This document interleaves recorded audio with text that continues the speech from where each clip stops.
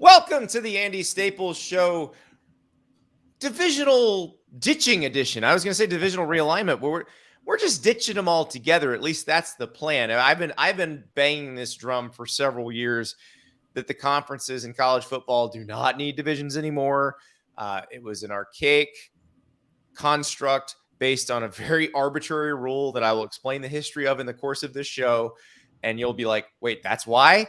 Mm-hmm. And then you'll realize how stupid it is.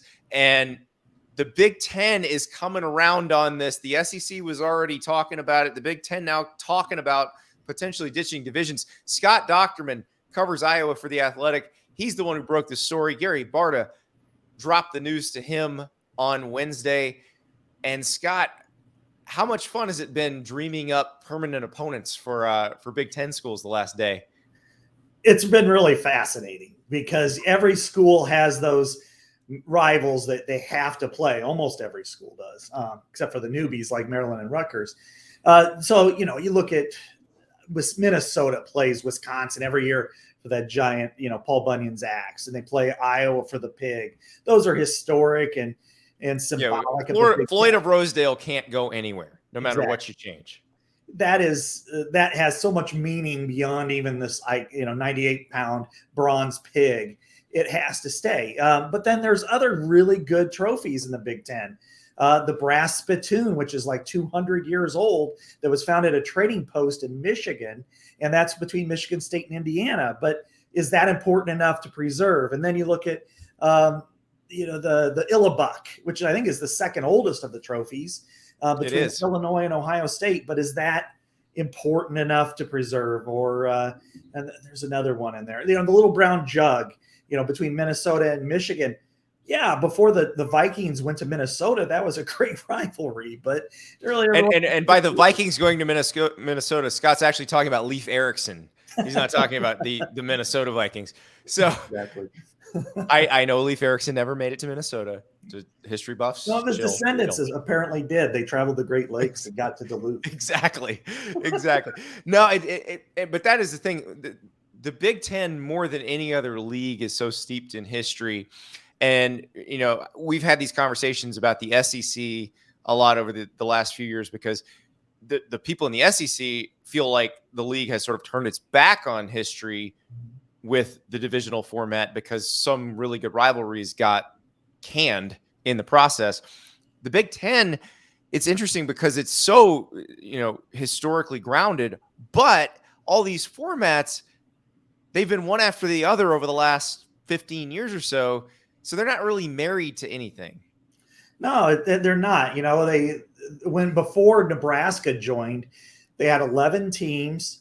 You played 2 teams permanently every year, and then you rotated the other 8 teams 6 times over an 8-year period. It was a really easy scheduling maneuver. Then Nebraska joined. They went to the Legends and Leaders, which, other than the name, it wasn't so bad. I mean, it was equitable, and so the leagues looked good, but you lost a few rivalries that they should have kept. And then they decided, when they added Maryland and Rutgers, let's go geographic. And the only fight or disagreement that happened there was whether Michigan State or Purdue goes west. Michigan State wanted to go west, and you think about balance in the Big Ten at that point. If you had Michigan State, Wisconsin, Iowa, Nebraska, Northwestern, I think you think, well, that's pretty good. But the Big Ten, the leadership said, well, yeah, you can go west, but you can't keep your Michigan rivalry. And they're like, well, why are you going to do this for Purdue and where they can still keep the Indiana one? Well, it didn't matter. So they ended up Michigan State saying, okay, sure, we'll go east. And now we're looking, 8 years or so after this iteration. And in the regular season, it's pretty even. It's 77-70 in favor of the East in crossover games. So you have a lot of evenness in that. But then the championship game, not so much. Right. It's AFC, NFC from the 80s and 90s. It's 8-0. But Ohio State skews it any way you look at it. They're 18-2 against the West. They're 5-0 in the championships. So Ohio State, it could be in a league with Maryland, Rutgers, Indiana, Northwestern, Illinois, and it would still look pretty dominant. So that's where this all kind of comes from in my eyes is, you got Penn State, which has been the most vocal about wanting to change the iteration of the Can't imagine divisions. why.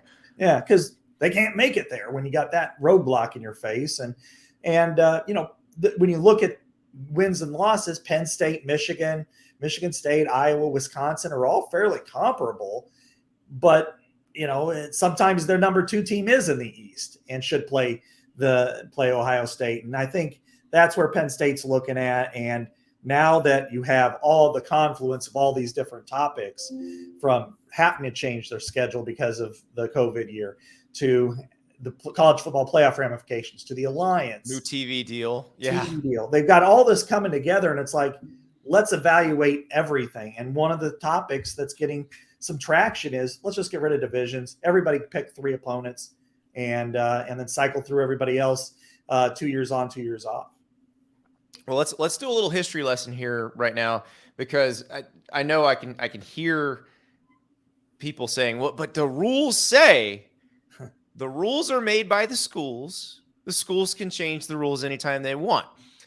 The reason this particular rule is written the way it's written, there's a few reasons, but the initial reason is in the late 80s, a league called the Pennsylvania State Athletic Conference in Division II wanted to stage a championship game. They had 14 teams. They were split in 2 divisions.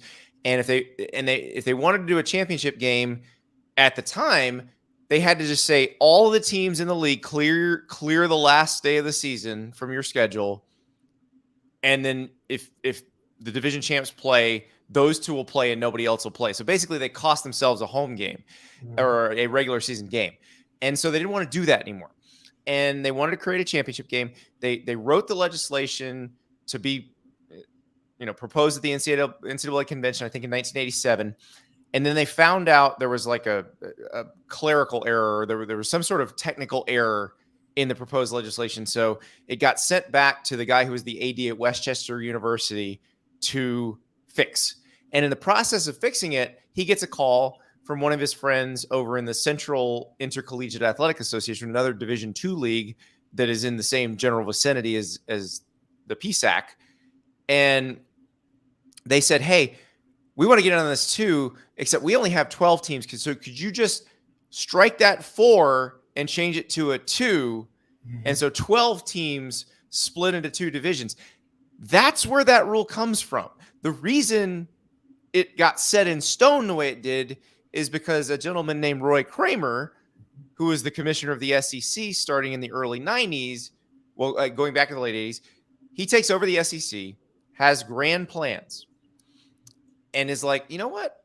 I remember this rule passing at the NCAA convention. I think this could be a pretty popular deal if we added 2 teams to the SEC, made it 12, split into divisions, and played a championship game. It's funny because, Scott, the Pennsylvania State Athletic Conference didn't initially play a championship game when they got the rule passed. And so the SEC was the one that really used it. And so everybody assumed, it has to be 12 and you have to be split in 2 divisions, and this is a sacred rule. It's not sacred. Right. It's because this other league, the Central Intercollegiate Athletic Association, asked them to change a 4 to a 2. That's it. And here we are today. And you think about in the past just how arbitrary it sounds that it has to be 12. Remember when Jim Delaney sent out that letter in 2009 when they had 11 teams? And schools didn't realize how miserable they were until they had the option to leave. And then it became this huge beauty parade, and you've got Missouri doing whatever it can to get in the Big Ten, and Nebraska is there. And we're trying to figure out this whole, kumbaya white smoke moment. And then everybody else started capitalizing on it, and we sent us into this, realignment era.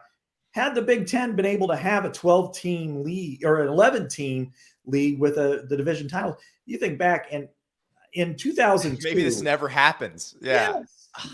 In 2002, Ohio State and Iowa were both 8-0 and ranked in the top 3 in the AP poll. And Iowa lost to Iowa State in the regular season. That was it. It would have been one hell of a game between those 2 teams at the end of the year. And they couldn't play. Absolutely. And what's funny is, so the Big 10 gets pillaged. I'm sorry, the Big 12 gets pillaged in realignment.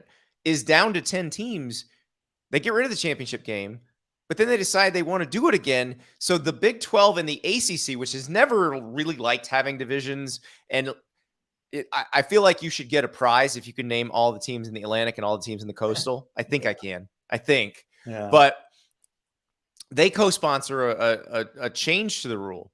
And so that way the Big 12 could stage a championship game and said basically if you have fewer than 12, you don't have to have divisions. Mm-hmm. So the Big 12 actually has the perfect, if you're talking about what you want as in terms of good for business, in terms of producing the best champion to potentially go to the playoff, the Big 12 has the perfect scenario right now. Mm-hmm. A 9-game round robin followed by a number 1 versus number 2 championship game. Mm-hmm. That's got to change because they're adding teams. But there's no reason that they should have to go back to divisions. Right. Just because the Pennsylvania State Athletic Conference arbitrarily put a 12 in that rule. Exactly. And you look at the ACC last year during the COVID year. It went with one big, long division and added Notre Dame. And got 2 teams in the playoff. Exactly. I mean, we had a rematch from a regular season game. And so this whole situation to me sounds arbitrary. It should be up to each conference to decide how they want to do it. If they want a championship game, which all of them now, of course, would, it's very lucrative. Oh, yeah. And how they do it, because, as we said with the Big Ten, it's not cyclical when it comes to championships because you have Ohio State. If you remove Ohio State and you plug in a normal year, a 9-3 Penn State and a 9-3 Wisconsin, flip a coin, or Iowa or Michigan State or Michigan or whatever. Not this year. Yeah, the problem is that Ohio State's never bad. Yes, that's the problem. But you would like to be in a situation where you don't run, especially in the 14 playoff, and it looks like thanks to the ACC, the 14 playoff is here to stay through the end of the 25 season. Mm-hmm. So you don't want that random bad division champ to have a fluky upset of your really good division champ and knock you out of the playoff. Right. That's also a possibility in some of these situations. That's why I feel so bad for the Big 12. And part of it, I don't feel bad because instead of just starting to create new divisions, the Big 12 should be like, this is stupid. Let's change the rule. Mm-hmm. Let's make sure we don't have to go back to divisions, because the Big 12 of everybody should be the most leery of random division winner beating your really good team, because that happened in the first ever Big 12 championship game. Thank you again, James Brown, for my national championship ring. Because if James Brown doesn't roll left and Texas doesn't beat Nebraska, my freshman year Florida team does not play for the national title. So it is. Yeah. But that's the thing. The Big 12 knows better than anybody. And they also had the situation where K-State beat number 1 Oklahoma in 2003. Now, it didn't keep Oklahoma out of the BCS title game, but it could have. So if I'm them, I want number 1 versus number 2 forever. Right. Yeah. I mean, that was, of all the games that I've ever covered or been around, that was the craziest game. I never in a million years thought K-State would win. They were 9-3. You had Oklahoma 12-0. Oklahoma was supposed to be, I mean, one of those games that year, I think it was like 77-0 or something over. Yep. Right in that neighborhood. And then there was a year with Kansas State when it did get knocked out. It got all the way down to the Alamo Bowl. 98. Because it lost a double overtime conference championship game to A&M. So these things can happen. And we've seen, a random year where there's a Pac-12 South team that's 6-6 or 7-5, or the ACC had it once where I think Georgia Tech or Pitt was like 7-5. The Big Ten even had it 3 years ago. 2012. Yeah. Well, 2012 when Ohio State and Penn State couldn't play in it, but yeah. That was the complete outlier when, that team, and then that team won big, but you had Northwestern a couple of years ago was 8-4 and getting to the championship game. And those are, those happen, and then I could understand some of the group of 5 programs saying, well, should a 9-4 Northwestern or an 8-5 Pitt get an automatic entry to this playoff when we've got a 12-1 team that's really good, and its only loss was by a field goal, and it was at Florida or someplace like that. Yeah. Well, and if you look at the way that they want to change the playoff, you look at the proposal they made, which I think will probably end up being fairly similar to what they come up with in 2026. You also don't want to, at that point, cost your league a bye. Mm-hmm. Being one of the top 4 ranked conference champs. You don't want to cost your league a bye with a weird conference title game result, because at the end of the day, for the Power Five leagues, you want to produce a national champion. Like, that's important. You know, if you go to 12, getting as many teams into the playoff as possible is also very important. But ultimately, you want to produce a national champion, so you want to make sure your champion has the best possible path. Right. Absolutely. Let's look at, some of the Big Ten's reasoning on whether it goes to 9 games, 8, divisional play, or whatever. Say you're Ohio State, and there's never been a two-loss team make the playoff yet. And if you stick with 4, why would you want to play not only the schedule you do, and it's pretty demanding in the Big Ten, at least in the upper levels. Division's tough. Yeah. And then you're playing, say, the alliance matchups, Clemson on the road, and then maybe you also have another marquee opponent, even another Power 5 team. You have the opportunities to lose 2 games and then get knocked out of the playoff in a 4-team. However, if your champion, one of the top 4 champions, qualifies automatically and gets a bye, if you're Ohio State, it's like, we'll play anybody in the non-conference. And as long as we win the conference, we could be a 10-3, 11-2 team, and we'll get a bye. We'll be fine. And so that's kind of where they're sitting at right now in the Big Ten. Is we want to see what the texture of the structure of the CFP will be in a few years before we really make a solid pitch towards one of these types of scheduling possibilities. Exactly. And I think the SEC is waiting for that too, because they've obviously got Texas and Oklahoma coming in. They have to do something different. I don't see how divisions are workable in a 16-team league or a 2-division setup. There's a 4-division setup that you might be able to make work, but a 2-division setup in a 16-team league is essentially 2 different conferences. So that won't work. And then, when I've written about this with the SEC, it's pretty clear, like, Florida and Auburn used to play every year. It was a great rivalry. The fans from both sides loved it. And then it went away. It was sacrificed to realignment because, you had 7-team divisions. You had 1 fixed opponent, and they decided LSU will be Florida's fixed opponent. Georgia will be Auburn's fixed opponent. And look, Georgia Auburn, that is the Deep South's oldest rivalry. You're not going to cancel that. So now they play twice every 10 years. And that's just stupid. Like, that's wrong.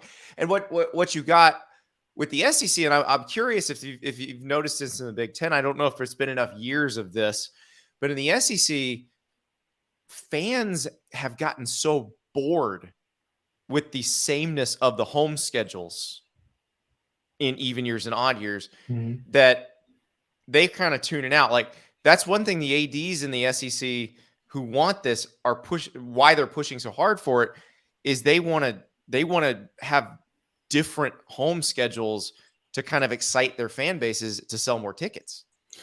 It makes perfect sense, and you're exactly right. A scenario you described with Florida Auburn was the similar one with Iowa Wisconsin. They're only a couple hours apart. They've played almost every year since the 1890s. But when they decided to go Legends and Leaders, it was like they took the top 4 and split them, and then they took the next 2, which were Wisconsin and Iowa, and split them. Right. And then they both have, as you said, the Deep South's oldest rivalry. They both have incredibly long historic rivalries with Minnesota. Are you going to give up the Wisconsin-Minnesota game, that is the oldest? Or are you going to give up the Pig? No. But this is a better series on the field than both of them. So then Barry Alvarez was very, very vocal about this because they're only 2.5 hours apart. And he's like, we need to play each other. We're similar tenants. Yeah. And finally, when they added Maryland and Rutgers, Barry went back at Delaney and said, let's split this. There's not a whole lot of difference between East and West other than Ohio State. And even then, they're still going through issues. But yeah, the boredness of the schedules, and I could speak to Iowa's more than anything, is like this year coming up, they'll play Wisconsin at home and Iowa State in the non-conference, but Nebraska. They've got teams that, generally do well as far as among their fans. But then, the other years where they have Illinois and Purdue at home, even Minnesota to an extent, it doesn't generate as much buzz. And you could see the difference in the attendance, a couple thousand here and there. And that's a lot of money, especially coming off the COVID year. So I think there would be more of an interest to say cycle in a Michigan State. Penn State's been a really good series for Iowa. That's the one that killed me when I was putting together my hypothetical. because I really wanted to make Penn State and Iowa annual opponents because they've played such fun games against one another. Like, I don't know. It's obviously geographically it doesn't make any sense, but I have that image of Adrian Claiborne, returning the blocked kick in the whiteout, like, and the game this year where it was just crazy. And like, there's so many cool games they played. And that's one, if they played annually, because playing every year can create a rivalry as much as it can sustain a rivalry. That's I always tell people, explain with the SEC when they split into divisions in 1992, Florida and Tennessee rarely played each other before that, despite being in the same league. And in 92, they're put together in the SEC East. They both happened to be very ascendant. They were becoming the two best programs in the SEC. And so for the next, let's say 7-8 years, they were the two best programs in the SEC and became huge rivals. And even now, where Florida's won a bunch, and a whole bunch, Tennessee's only won once since 2004, but it's still viewed as a massive rivalry. So that's the thing, when you're doing these, they don't have to always have historical roots. If you just think they're going to play a bunch of good games, and you and I talked about this yesterday when we were doing our own hypotheticals, how much of it is TV governed? Because you and I were trying to figure out, do we have Michigan State play Penn State? Yeah, TV's going to want that.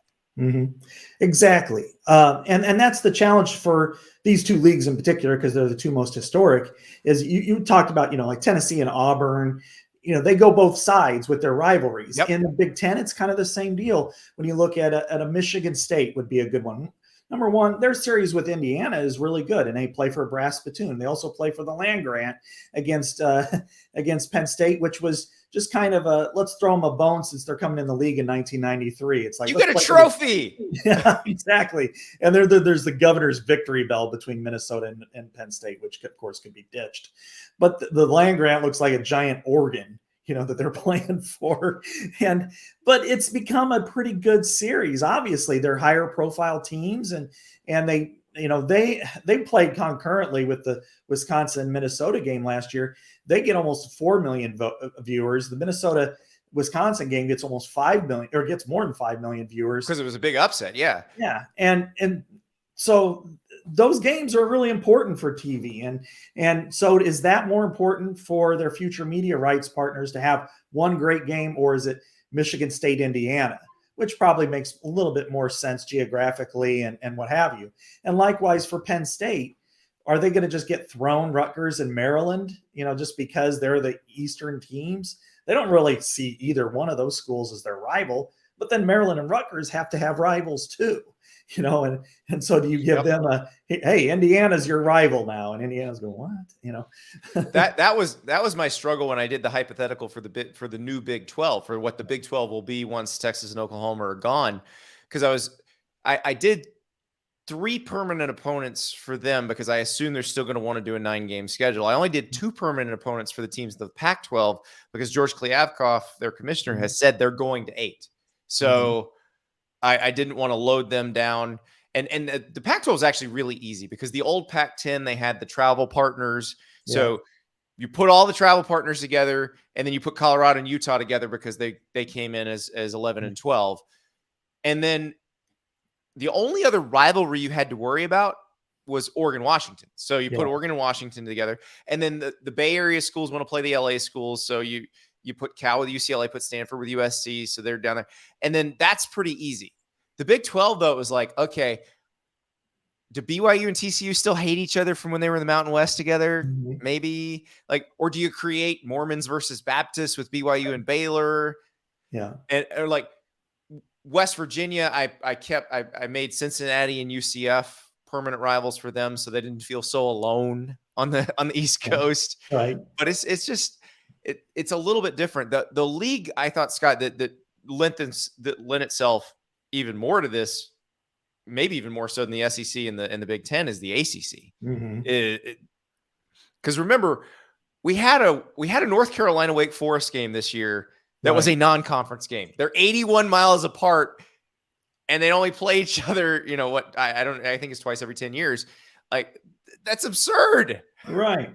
I know that's the crazy part of this is you've got teams that are, and that's another one. You know, you have the old ACC even before Florida State joined it, and Tobacco Road and these games, and so you got 4 teams in North Carolina. Well, they only have what, one protected rival and do some things. You got North Carolina, Virginia, which is like the oldest of the Mid South series, and the Big 12 is so strange because you look at Oklahoma State, and you know it does it want to continue series every year with its old Big 8 partners, Kansas State, Kansas, Iowa State, or does it want to go south and compete against a Texas Tech, which was his old Big 12 South rivals, and then you still have TCU and Houston weren't a part of the Big 12 South, so you've got all these different. But they were part of the Southwest Conference, right? Yeah, and Oklahoma State wasn't, but it's close enough, and it obviously it's basically North Texas. When I did the Big 12, I felt like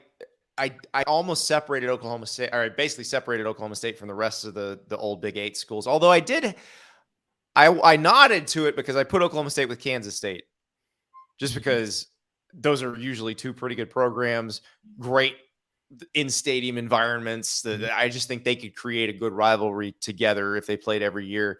But yeah, I mean, and they do play every year, obviously now. But yeah, no, and listen, we have to talk about your son's logo for Farmageddon. Farmageddon, for those who don't know, is the annual game between Iowa State and Kansas State. Scott, I'm gonna let you take this away because this is a beautiful, beautiful trophy that could be forged anytime. It should be. I mean, they christened this Farmageddon when they had a neutral site game in Kansas City. Oh, I don't know, 15 years ago or something like that. And what a perfect one, because they are 2 of the most ag schools that are out there, especially Iowa State. And so I was talking to my son who just graduated from art school, and I'm like, they need to play for something. And we kind of came up with the Reaper. And I mean, how cool would the Reaper be, which is, just giant thing that they're playing for every year? It'd be like Paul Bunyan's axe.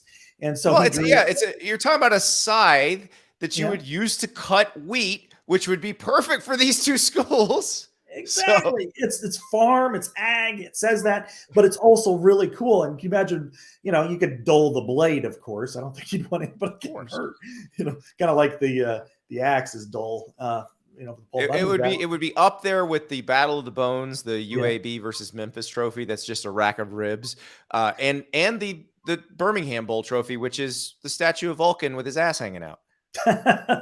Wow, those are some crazy trophies. I think it would be cool, and then the winner gets to walk across the field and act like it's cutting wheat. So that would be amazing, or act like the Grim Reaper. Listen, the people in Kansas in Missouri too. I know Kansas City straddles the border, right? But the Grim Reaper is now part of their sports lexicon after last week. When things are grim, be the Grim Reaper. Yeah, so, exactly. And come on, it's great. Bill Snyder was called the Grim Reaper by Iowa State fans too, because he used to beat them every year, no matter how bad Kansas State was. They always beat Iowa State. So it's so I think it would be perfect to do that, and because there are a ton of trophies. God knows I cover the Big Ten, and it seems like a new one pops up every other year. This would be not necessarily organic, but it'd be perfect to their heritage, as opposed to the Freedom Trophy between Nebraska and Wisconsin, or Heroes between Iowa and Nebraska, and place for the bits of broken chair. That's Minnesota and Nebraska, right? That's actually pretty cool. That one is. I know, that's pretty funny. So, but yeah, and even I always say with Iowa, as long as they had Floyd, the other 3 are kind of, the Heartland's a bowl. Okay, that's kind of cool, but it doesn't need that. The Cyhawk is, the series itself matters, but the trophy is kind of neat. And then the Heroes Trophy is, the concept's great, but the trophy itself is just a trinket. In the Big Ten. I think the 2, just in terms of cool, like if you wanted to hoist this going across the field as the winning team, it's got to be Floyd of Rosedale and Paul Bunyan's axe. Like those, like the Paul Bunyan trophy itself is okay, but it's just a guy made of wood. The axe is so much cooler. Yeah, and they get a go and go chop down the goalposts. And a couple years ago, when Minnesota finally beat Wisconsin, I think it was in 2018. Yeah. PJ Yep. Fleck had everybody bring Axe body spray, and it was and they all sprayed it, and it was just like a thick fog of Axe body spray, because we just left the Axe in the locker room. It smelled like Ari Wasserman's college dorm room. Very nice. Absolutely. An entire stadium.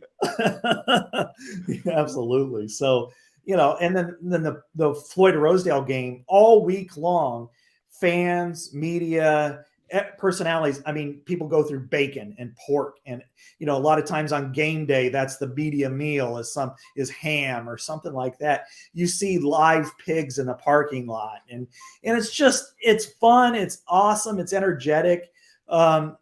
And it's part of history. And that damn thing weighs 98 pounds.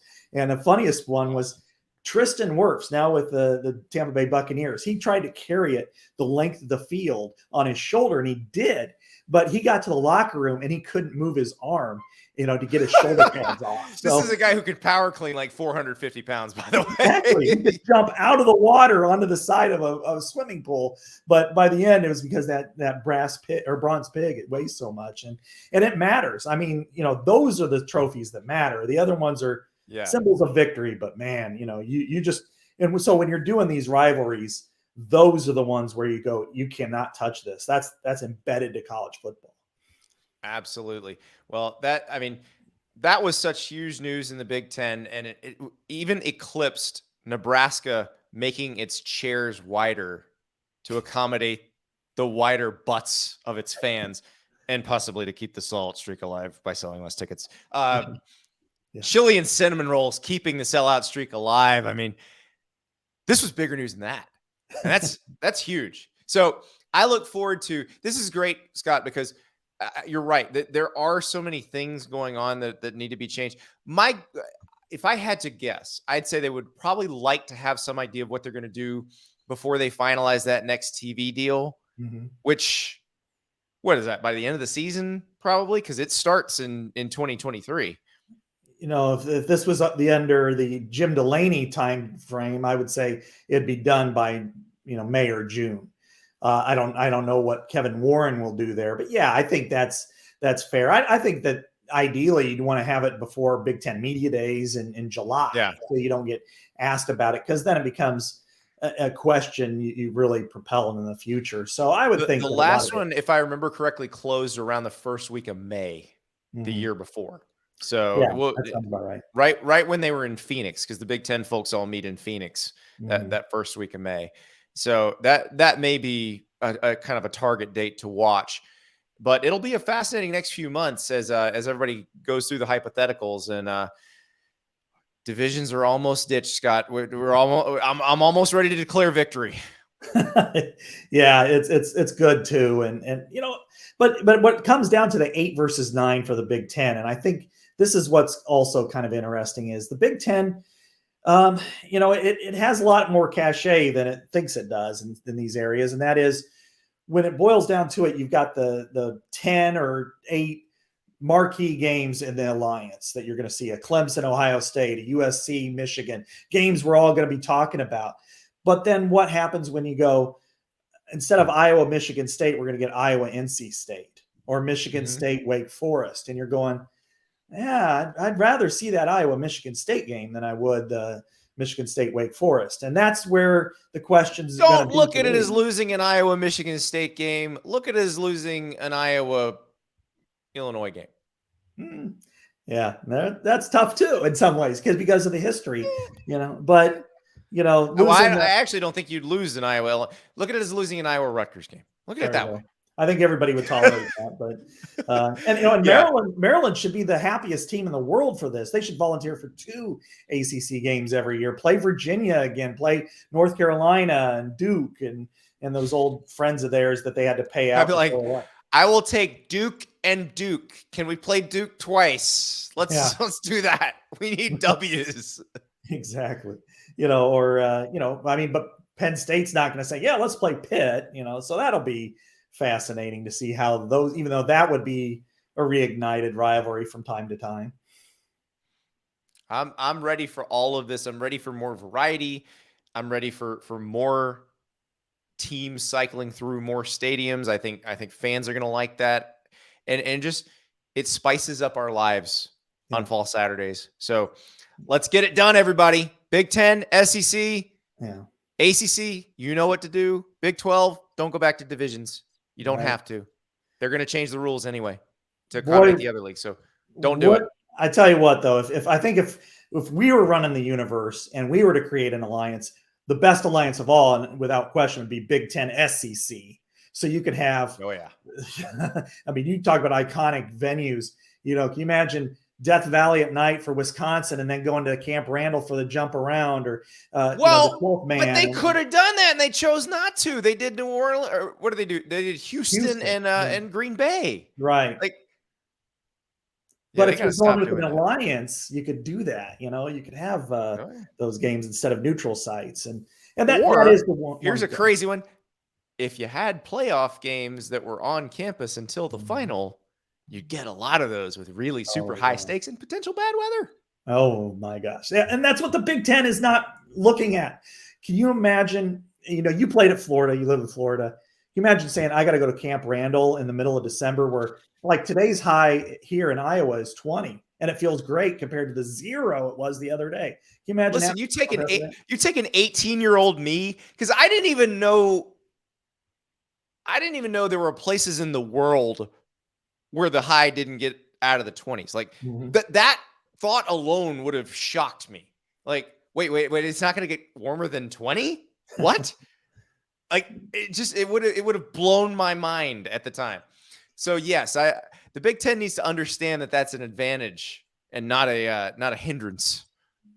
Exactly. And these players all want to play in the NFL. And you're going to have to play in Green Bay and Cleveland and Yep. Chicago and those places anyway. So, Yep. yeah, if it's playoffs or whatever, I would just love to be able to go with Iowa down to the Grove sometime, or Death Valley, or see the 12th Oh, man, or, War Eagle. And I think they'd love to come up and see the absolutely. Wave and Kinnick Speech and Melrose Avenue and go to State Street Brats in Madison and Dinkytown in Well, Minneapolis. look at the Auburn and Penn State fans. The Auburn Yeah, people went up to Penn State last year. The Penn State people going down to Auburn this year. They had a blast. yeah, The Penn State people are going to have a blast this year. They're going to get some lemonade at Toomer's and walk around, and it'll be beautiful. It'll be a little hot that time of year, but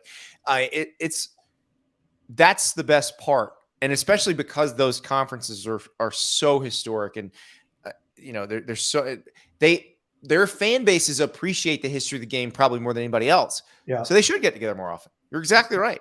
Exactly. And then the only time they do now are in Tampa for the Outback Bowl or the Citrus Bowl or a playoff or whatever. It would be nice to see the history of the stadiums and the culture of tailgating, because it matters. Going to Nebraska, going to take your pick around those two conferences, and it goes really deep. There are very few of those games where you're like, I don't know. Maybe Well, that's the thing that like, if you've never been to a game at Arkansas, you don't understand how much fun it is to go to a right. game at Arkansas. If you've never been to a game at Michigan State, you don't know how much fun it is to go to a game at Michigan State. These are people who care deeply Yeah. about the sport, about the history of it, and they're all out to have a good time. And that's I think you're right about that. I'd love to see more of those games, and yeah, let's get them all scheduled, Scott. We're gonna get it done. We're fixing the conference schedules, and then we're going to fix the non-conference. Thank you so much for joining Absolutely. us. It's been a pleasure, and I'll talk to you on Monday. All right.